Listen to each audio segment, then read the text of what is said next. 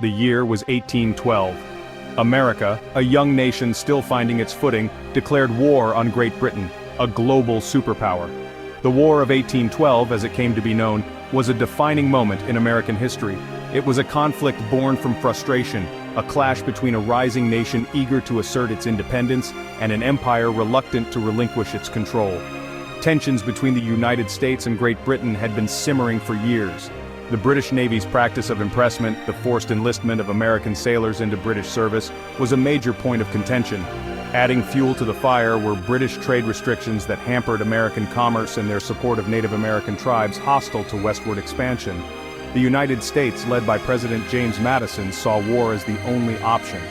The nation was divided, but the war hawks, primarily from the South and West, argued that war was necessary to defend American honor and secure its future. They believed that victory would not only end British interference but also open up vast territories for expansion. On June 18, 1812, the United States declared war on Great Britain, marking the beginning of a conflict that would test the young nation's resolve and shape its destiny. The War of 1812 was fought on multiple fronts, from the Great Lakes region to the Atlantic Ocean. The early phase of the war saw the United States Navy, though significantly smaller than its British counterpart, score some surprising victories. American frigates such as the USS Constitution earned fame for their superior firepower and seamanship. The Constitution's victory over the HMS Guerriere in August 1812 sent shockwaves through the British Empire, demonstrating that the young American Navy was a force to be reckoned with. However, the British Navy soon asserted its dominance, imposing a blockade on the American coast.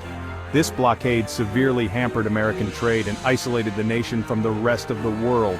American ports were blockaded, and coastal towns faced the constant threat of British raids. Despite the blockade, American privateers, armed merchant ships authorized to attack enemy vessels, harassed British shipping lanes. These privateers, often operating independently, captured numerous British ships and cargoes, disrupting British trade and boosting American morale. The naval war in the Atlantic was a testament to the courage and skill of both sides, but ultimately, the British Navy's superior size and resources gave it a decisive advantage. In 1814, the war escalated as British forces launched a major offensive aimed at the Chesapeake Bay region. This campaign, known as the Chesapeake Campaign, saw British troops land in Maryland and march towards Washington, D.C. The American defense of the capital was disorganized and ineffective. British forces, led by Major General Robert Ross, routed American militia at the Battle of Bladensburg on August 24, 1814. The defeat left Washington, D.C. vulnerable, and British troops marched into the city unopposed. In a shocking act of retaliation for the American burning of York, present-day Toronto, the British set fire to numerous public buildings in Washington, including the White House and the Capitol. The burning of Washington was a national humiliation for the United States, but it also fueled American resolve to resist British aggression. Following the capture of Washington, British forces turned their attention to Baltimore. However, Baltimore's defenses were much stronger than Washington's, and the city successfully repelled the British attack. It was during the bombardment of Fort McHenry in Baltimore Harbor that Francis Scott Key, a young American lawyer, penned the words that would become the national anthem, the Star-Spangled Banner. As the war raged on in the North, a separate theater of conflict emerged in the South. The British, seeking to control the strategically important port of New Orleans, launched an invasion of Louisiana in late 1814. The American defense of New Orleans was led by Andrew Jackson, a charismatic and skilled military leader. Jackson, known for his fiery temper and unconventional tactics, assembled a diverse force of regular soldiers, militia, volunteers, free blacks, and even pirates to repel the British invasion. The climactic battle of the New Orleans campaign took place on January 8, 1815, weeks after the Treaty of Ghent was signed, but before news of the peace treaty reached the combatants. The Battle of New Orleans was a decisive American victory, with Jackson's forces inflicting heavy casualties on the British Army, including the death of their commander, General Sir Edward Pakenham. The Battle of New Orleans, although fought after the war had officially ended, was a major morale booster for the United States. It cemented Andrew Jackson's status as a national hero and contributed to the growing sense of national unity and pride in the aftermath of the war. Section 5. The War at Sea, Privateers and Prizes. While large-scale naval battles captured the headlines, a different kind of naval warfare played out on the high seas. American privateers, privately owned ships authorized by the government to attack enemy vessels, wreaked havoc on British shipping. These privateers, often lightly armed and crewed by experienced sailors, operated independently, targeting British merchant ships and their valuable cargoes. They were motivated by both patriotism and profit, as they were entitled to a share of the spoils of war. American privateers captured thousands of British ships and cargoes, disrupting British trade and inflicting heavy financial losses. Their success boosted American morale and forced the British to divert warships to protect their merchant fleets, indirectly aiding the American war effort. The activities of American privateers highlighted the economic dimensions of the war and demonstrated the resourcefulness and resilience of the young nation. Section 6. Key Figures, Heroes, and Leaders. The War of 1812 was marked by the emergence of several key figures who played pivotal roles in shaping the course of the conflict. James Madison, the fourth President of the United States, led the nation into war despite facing significant opposition. His decision to declare war was a gamble, but one that ultimately strengthened American independence and sovereignty. Andrew Jackson, the hero of the Battle of New Orleans, emerged from the war as a national icon. His military exploits made him a symbol of American resilience and determination. Oliver Hazard Perry, a young naval commander, achieved fame for his decisive victory over the British fleet at the Battle of Lake Erie in 1813. His victory secured American control of the Great Lakes and paved the way for American victories in the West.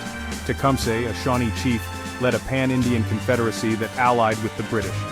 He sought to unite Native American tribes against American westward expansion, but was killed at the Battle of the Thames in 1813. These individuals, along with countless others who fought on both sides, shaped the course of the War of 1812 and left an indelible mark on American history. Section 7. The Treaty of Ghent, a negotiated peace. By late 1814, both the United States and Great Britain were weary of war. The conflict had proven costly and inconclusive, and neither side saw a clear path to victory. Peace negotiations began in Ghent, Belgium, in August 1814. The Treaty of Ghent, signed on December 24, 1814, officially ended the War of 1812. The treaty restored pre-war boundaries and did not address the issues of impressment or neutral trading rights, the very grievances that had sparked the conflict. However, the treaty did mark a turning point in Anglo-American relations. With the Napoleonic Wars in Europe over, Great Britain had little appetite for continued conflict with the United States. The treaty paved the way for a period of relative peace and cooperation between the two nations. Section 8. Legacy of the War Shaping a Nation. The War of 1812, though often overshadowed by other conflicts in American history, had a profound and lasting impact on the young nation. The war strengthened American national identity and unity. Having successfully resisted the might of Great Britain for a second time, Americans emerged from the conflict with a renewed sense of pride and purpose. The war also accelerated American westward expansion. With the defeat of Tecumseh's Confederacy and the British withdrawal from the Northwest Territory, American settlers faced fewer obstacles to their westward migration. Furthermore, the war stimulated American industrial development. The British blockade forced the United States to become more self-sufficient, leading to the growth of domestic manufacturing and industry. The War of 1812, while not an unmitigated victory, marked a coming of age for the United States. It solidified American independence, fostered national unity, and set the stage for the nation's emergence as a major power on the world stage. Section 9. Conclusion, a forgotten but important chapter. The War of 1812, a conflict often relegated to the footnotes of history, was a pivotal chapter in the early history of the United States. It was a war born from frustration, fought with determination, and ultimately resolved through diplomacy. The war tested the young nation's resolve, exposed its vulnerabilities, and ultimately strengthened its sense of national identity. It produced heroes, fostered legends, and left an indelible mark on the American psyche. While the War of 1812 may not be as widely remembered as other conflicts in American history, its significance cannot be overstated.